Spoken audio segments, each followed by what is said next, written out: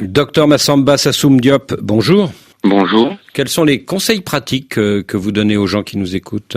Ce qui est important, c'est de ne surtout pas s'inquiéter, mais que par contre, ce qui est important, c'est lorsque on a un problème de type syndrome grippal, c'est-à-dire une toux sèche, éventuellement un mal à la gorge avec une fièvre, et que on est passé soit par une région du monde où il y avait le coronavirus qui sévissait, soit parce qu'on a été en contact. À ce moment-là, il y a des numéros qui sont à faire et se déclenche en fait à ce moment-là un interrogatoire pour vérifier si oui ou non on est à risque. Et à partir de ce moment-là, une fois qu'on est estimé à risque, il y a un système à domicile qui vient pour faire le prélèvement en sécurité. Le prélèvement est analysé. Si c'est négatif, c'est réglé. Si jamais c'est positif, il faut de toute façon rester encore une fois en isolement parce qu'il faut comprendre que de très rares patients vont se compliquer en sachant que ce ne sont que des personnes affaiblies et âgées qui aujourd'hui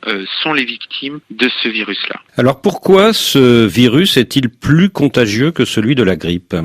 En fait, c'est sa mutation. Dans l'avenir, ce dont on a le plus peur, c'est un virus extrêmement grave sur le plan clinique, qui entraînerait des formes très graves, et qui soit en même temps extrêmement contaminant. Ce qui n'est pas le cas du coronavirus. Ce n'est pas du tout le cas de ce coronavirus. Il n'est pas virulent, il est pour les personnes âgées qui ont un problème initialement, avant, dans les antécédents de santé. À ce moment-là, ce sont ces personnes-là qui font les détresses respiratoires. Y a-t-il, comme le dit la rumeur, un traitement qui donne déjà des effets sur les patients ? Alors attention, beaucoup de gens parlent de la chloroquine en disant ça y est, le traitement miracle a été trouvé. Attention, il semble que ce soit à des concentrations telles, vous savez, la chloroquine est toxique pour l'homme à certaines concentrations dans le sang. Et il semble que ce soit à ces concentrations-là qu'elle soit efficace sur le virus. Donc c'est en cours d'étude, mais en tout cas, ne surtout pas aller prendre de la chloroquine en se disant ça y est, j'ai vu que ça marchait. D'autre part, les traitements antiviraux classiques sont en train d'être testés actuellement. Et on ne peut pas encore vous dire est-ce que ça marche puisque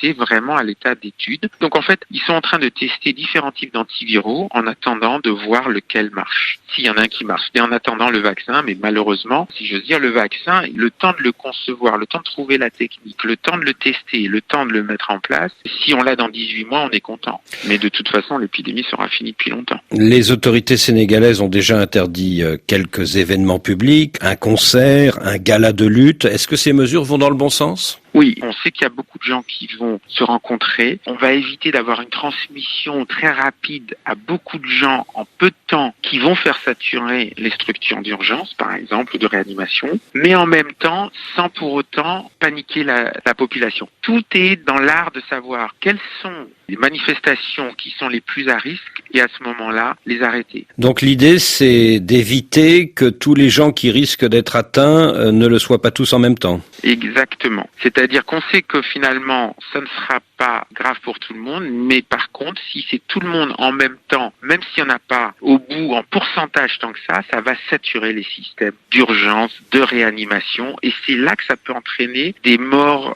pour d'autres pathologies. Les patients qui ont fait un accident de la route, qui ont fait un infarctus, qui en fait auraient dû être en réanimation, mais les structures de réanimation étant pleines de patients qui ont le coronavirus, ils ne pourront pas donc être pris en charge pour leur pathologie. Donc c'est ça qu'il faut éviter, c'est la saturation du système. Et puis bien évidemment qu'on ne se retrouve pas avec par exemple beaucoup de soignants qui soient eux-mêmes infectés et qui seraient eux-mêmes en arrêt de travail, qui va faire qu'on n'aura pas assez de soignants pour les patients. Donc c'est pour ça que tant qu'on peut étaler l'épidémie, il faut le faire. Alors au Sénégal, les personnes contaminées sont des ressortissants européens qui ont voyagé récemment entre l'Europe et l'Afrique. Du coup, est-ce qu'il faut mettre en place un dispositif particulier pour les voyageurs qui arrivent en Afrique en provenance d'autres continents comme l'Europe, comme l'Asie? Alors déjà, on comprend bien que du coup, la phase initiale est cette sorte de contrôle, mais qui est fait. Moi, j'ai fait plusieurs allers-retours ces dernières semaines, et quand on arrivait à l'aéroport à Dakar, il y avait un système, comme il y a dans quasiment maintenant un peu tous les aéroports, de caméras thermiques qui permettent déjà de savoir, de discriminer entre guillemets, et de savoir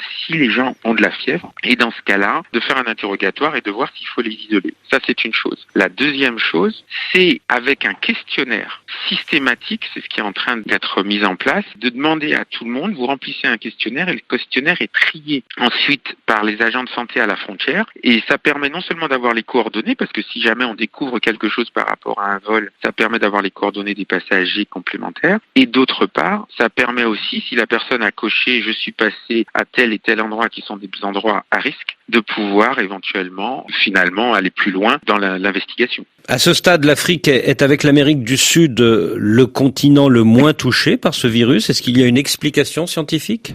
L'élément le plus probable, c'est que plus on est loin en termes de voies de communication du foyer, plus ça met de temps pour arriver. Il y a plus de communication entre l'Asie et l'Europe qu'avec l'Afrique. Donc en fait, il a fallu le temps d'un premier niveau de transmission, donc où c'est passé en Europe, et puis comme il y a plus de liaisons cette fois-ci entre l'Europe, donc l'Italie, la France, éventuellement les États-Unis et l'Afrique, à ce moment-là, c'est là où c'est arrivé en Afrique. Donc en fait, c'est juste le délai pour le virus pour arriver à voyager. A priori, c'est juste ce décalage-là. Maintenant, on peut envisager aussi qu'il y ait un petit retard dans le diagnostic si le système d'alerte est un peu moins performant dans les pays du Sud que dans les pays du Nord. Oui, mais au Sénégal, le système de détection est aussi performant qu'en France, non ?